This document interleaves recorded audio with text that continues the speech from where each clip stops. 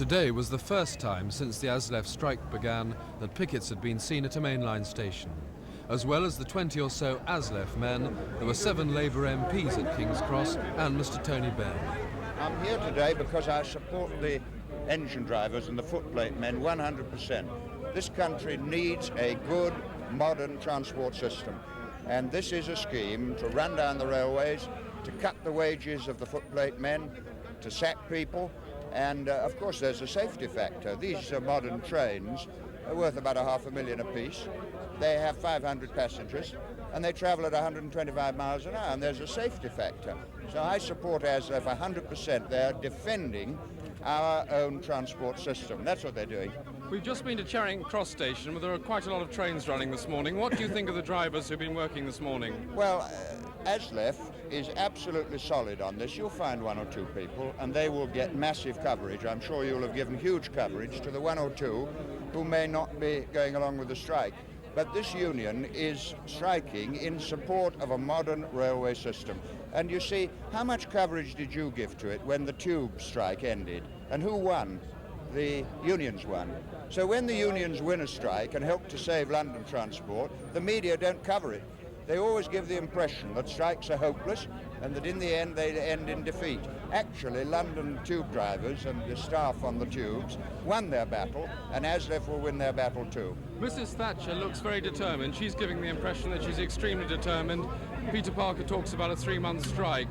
Do you think the rail unions will last that long? Well, I think the government would like to break ASLEF completely and to try and end the 8-hour day, which was negotiated in 1919, would put this country back to where it was in the 19th century. When Norman Tebbit said on your bike, he didn't mean it. What he meant was on your knees.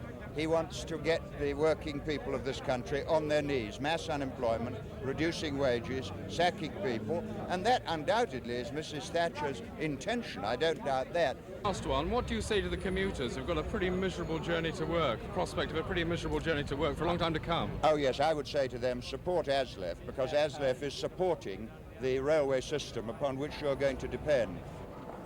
But at Charing Cross this morning, the drivers weren't as solid as Mr. Benn. Up to 15,000 passengers arrived by train. Mr. Scott, what's it been like today? Very similar to yesterday. We've had a total of 36 trains up to 11 o'clock in and out of the station, which is roughly the same level as we had yesterday. You don't think the strike is crumbling there then? Certainly not, far from it. In fact, it will strengthen up.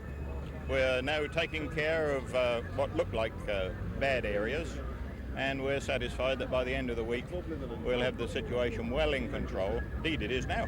We're very happy. What does take care mean?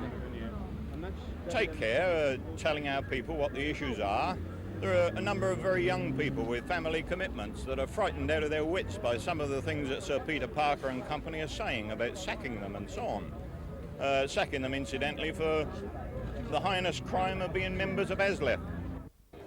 Tomorrow, commuters will find out whether Mr. Benn's support and the union's determination succeeds in halting the strike-breaking trains. Simon Neve at Charing Cross for Thames News.